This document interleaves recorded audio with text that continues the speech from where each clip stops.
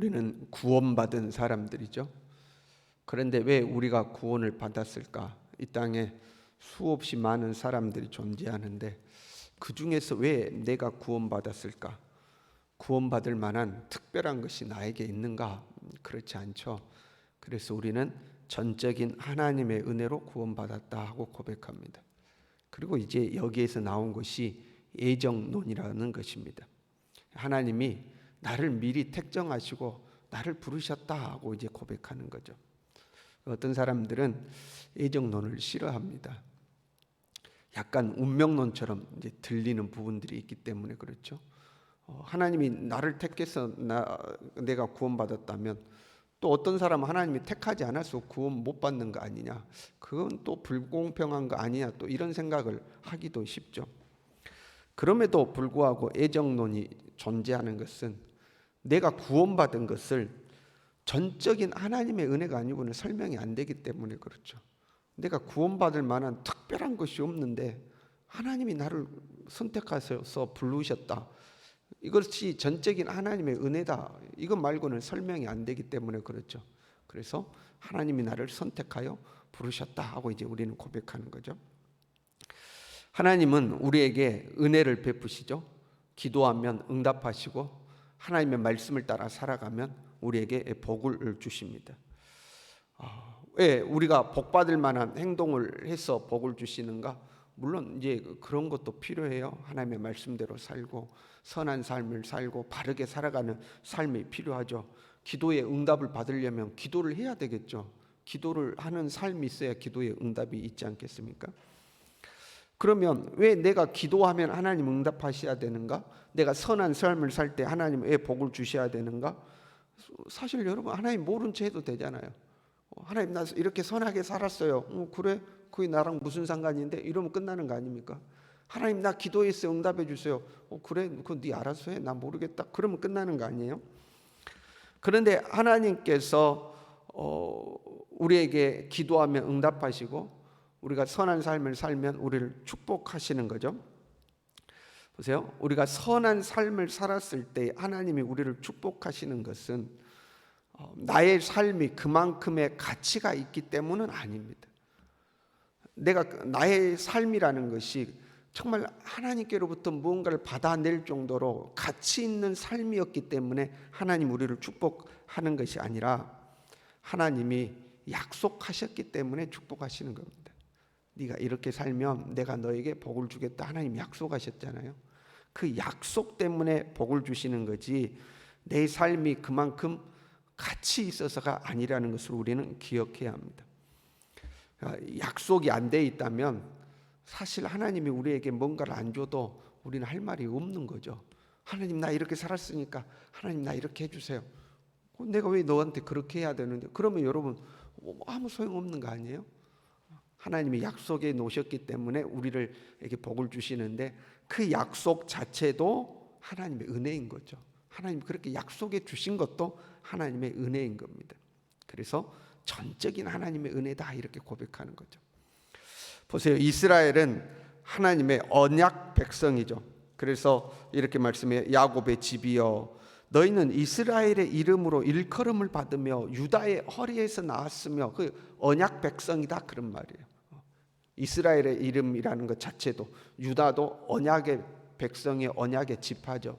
너희는 언약 백성이다 그런 고백이에요. 지금 이스라엘이 하나님 앞에 구원받는 것은 이스라엘 백성들이 구원받을 만한 완벽한 행위가 있었기 때문에 구원하시는 것이 아니라 언약 백성이기 때문에 구원하신다, 이제 그런 의미입니다. 이스라엘은 여전히 하나님 앞에 패역한 족속이요 하나님의 마음을 아프게 하는 사람들입니다. 이렇게 돼 있어요. 여호와의 이름으로 맹세하여 이스라엘 하나님을 기념하면서도 이렇게 습관적으로 나 하나님 앞에 맹세해 습관적으로 나온다는 거예요. 이 신앙이라는 것이 몸에 배어 있는 것을 말하는 겁니다. 그리고요 거룩한 성 출신이라고 스스로 부르며 거룩한 성 예루살렘을 말하는 거죠. 나는 예루살렘 출신이야 하고 이야기하는 거예요. 간혹 보면 그 성도들 중에 자기가 큰 교회에 다닌다는 것을 아주 자랑스럽게 여기는 분들이 있습니다. 당신은 어디 교회 다니십니까? 나는 어디 교회에 다닙니다 하고 자랑스럽게 여기는 분들이 있죠. 자기가 소속되어 있는 교회를 사랑하고 자부심을 갖는 것은 좋은 것이겠죠. 그러나 그것보다 중요한 것은 자기 자신의 신앙이죠. 내가 얼마나 크고 힘 있는 교회에 소속되어 있느냐, 이거 중요한 게 아니고 내가 얼마나 하나님 앞에 똑바로 살고 있냐, 이게 훨씬 중요한 게. 근데 이스라엘 백성들은 자기가 거룩한 성 출신이라고 자부심을 가지고 있는 거야. 나 예루살렘 출신이야 하고 이제 자부심을 갖는다는 거죠. 이스라엘의 하나님을 의지한다고 하며 입술로는 하나님 내가 의지하고 살아, 내가 주님 의지하고 살아, 그렇게 한다는 거예요. 그러나 진실과 공의는 없도다 이렇게 되어 있습니다. 나는 예루살렘 출신이야, 나는 하나님의 이름으로 맹세하고 하나님의 이름을 기념해, 나는 하나님을 의지하고 살아, 그러는데 진실도 없고 공의도 없다 이렇게 되어 있습니다. 여기서 진실이란 의식에 참여하는 자세를 말하는 겁니다. 하나님을 기념하는 예배, 절기를 지키는 의식, 그 의식을 참여함에 있어서 형식은 있는데 진실이 없다 그런 말이에요. 그냥 형식적으로 참여하는 거예요. 하나님은 영과 진리로 예배하는 자를 찾는데 그 진리가 빠져 있는 겁니다. 진심이 빠져 있는 겁니다. 그리고 공의란 삶에서 실천하는 자세를 말하고 있습니다. 입술로는 하나님 의지한다고 말하면서 정작 삶의 중요한 선택의 순간에는 자기 뜻대로 하는 거예요.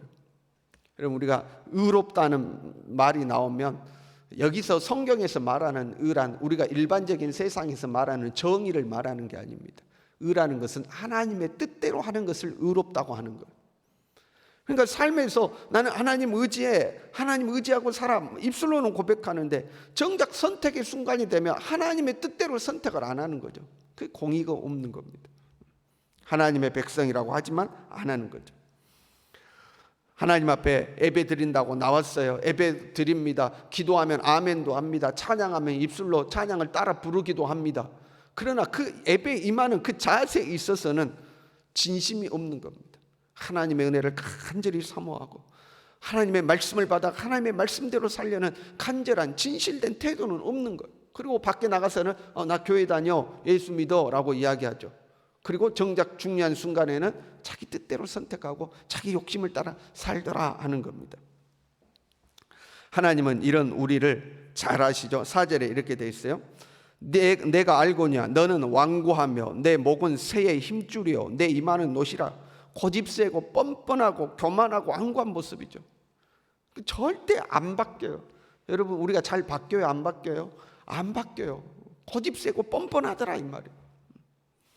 거기다가 8절에는요 이는 내가 정령 배신하여 모태에서부터 내가 배역한 자라 불린 줄을 내가 알았습니다. 하나님의 은혜를 배신하더라 하는 겁니다. 여러분, 우리가 은혜 받을 때마다 하나님 앞에 결단하잖아요. 하나님 내가 정말 이렇게 살게요. 근데 그 약속 우리 다 지킵니까? 수도 없이 우리가 스스로 한 결단을 스스로 깨뜨리죠. 너가 어머님 뱃속에서부터 너는 배신하는 자라는 것을 내가 알았다는 거. 하나님 앞에 결심하지만 또 흐트러지고 결심하지만 또 흐트러지는 거죠. 그럼에도 불구하고 하나님은 새 일을 행하시겠다 하고 말씀하십니다. 그럼에도 불구하고 새 일을, 네가 전혀 알지도 못했던 일을 행하겠다예요. 내가 이미 알고 있었다 이 말 못하게 하려고 7절에 이렇게 돼 있어요. 이 일들은 지금 창조된 것이요 옛 것이 아니라 오늘 이전에는 네가 듣지 못하였으니 이는 네가 말하기를 내가 이미 알았노라 하지 못하게 하려 함이라. 여러분, 신앙생활 오래 하면 정말 안 좋은 게 이 말입니다. 우리 이거 한번 해봅시다. 그럽니다. 나도 옛날에 그거 다 해봤어요. 누가 이런 은혜 받았대요. 나도 옛날에 그거 다 경험해봤어요. 그러니까 신앙이 식어지면 하나님 앞에 뭔가 해보자 하는 마음이 안 생기고 그냥 나도 다 해봤어. 그 별것도 없더라. 이미 다 알고 나 그거 다 아는 거예요. 그 말씀 내가 다 알아요. 그 간증 내가 다 알아요. 그냥 이미 다 알아요 하고 거기 끝나버리는 거죠. 하나님이 그런 말 못하게 하려고 네가 전혀 알지도 못하고 생각지도 못했던 새 일을 행하시겠다 이렇게 돼 있어요. 근데 새 일을 행하겠다. 아직 이스라엘은 하나님 앞에 패역한 자들입니다. 입술로는 주여 주여 하는데 진실되지도 않고 공의롭지도 않습니다. 어머니 뱃속에서부터 배신하는 자들이어서 하나님의 은혜를 배신하기를 밥 먹듯이 합니다. 그럼에도 불구하고 하나님이 새 일을 행하겠다 하고 이야기하시는 거예요. 왜요? 이렇게 돼 있어요. 11절에 나는 나를 위하여 일을 이룰 것이다. 내 이름을 욕되게 하려 내 영광을 다른 자에게 주지 아니하리라. 너희를 위해서가 아니고 나를 위해서, 하나님의 영광을 위해서 하나님이 그렇게 하시겠다는 거예요. 여러분, 우리가 아무리 열심히 살아도 하나님의 영광을 지키지 못한다고 그랬죠. 하나님의 영광에 먹칠은 할 수 있어도 하나님의 영광을 우리가 감당할 만한 무게가 아니라고 그랬어요. 하나님의 영광은 하나님 스스로가 지키는 겁니다. 하나님 스스로가 하나님의 영광을 지켜내셔요. 그리고 하나님께서 하나님의 영광을 지켜내시는 그 덕분에 우리는 덤으로 하나님의 은혜를 누리는 거예요. 하나님의 영광을 지키기 위해서 비록 부족하고 흠이 많고 연약한 우리지만 하나님의 영광을 위해서 우리에게 은혜를 베푸시는 거예요. 하나님의 영광을 위해서 우리를 축복하시는 거예요. 그걸 우리가 알아야 합니다. 우리가 누리는 이 은혜는, 이 복은 하나님의 영광을 위해서 우리에게 주어지는 것이다 하는 거예요. 크고 위대하신 하나님의 영광 아래 먼지와 같은 우리가 덤으로 하나님의 은혜를 누리고 사는 거예요. 이걸 깨닫고 우리는 감사하며 살아야죠. 내가 뭔가 특별한 것이 있고 남보다 뛰어나서 또는 하나님의 기준에 합당해서 하나님 보시기에 정말 가치 있는 삶을 살아서 하나님께서 거기에 대한 보답으로 우리를 축복하시는 게 아니에요. 우리가 하나님 앞에 할 수 있는 것은 작고 보잘것없는 거죠. 그럼에도 불구하고 하나님은 우리를 축복하시는 거죠. 그래서 우리는 그것을 은혜라고 하는 겁니다. 하나님의 은혜로 우리는 이 복을 누리는 거죠.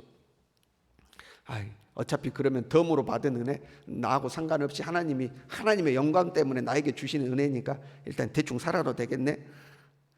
그것을 배은망덕이라고 하는 겁니다. 나같이 부족한 자에게 하나님이 은혜를 주셨으니 이 베풀어 주신 은혜를 소중히 생각하고 감사하면서 그렇게 살아야 되지 않겠습니까? 고린도후서 6장 1절에 하나님의 은혜를 헛되이 받지 말라 그렇게 되어 있죠. 오늘 하루도 주님이 나에게 베풀어 주신 은혜에 깊이 감사할 수 있기를 바랍니다. 내가 하나님 앞에 보잘것없는 존재지만 그럼에도 불구하고 하나님의 영광을 위해서 내게 은혜를 베풀어 주셨으니 이 은혜에 감사하고 감격하며 주님 앞에 겸손하게 살아가는 저와 여러분이 될 수 있기를 바랍니다. 기도하겠습니다.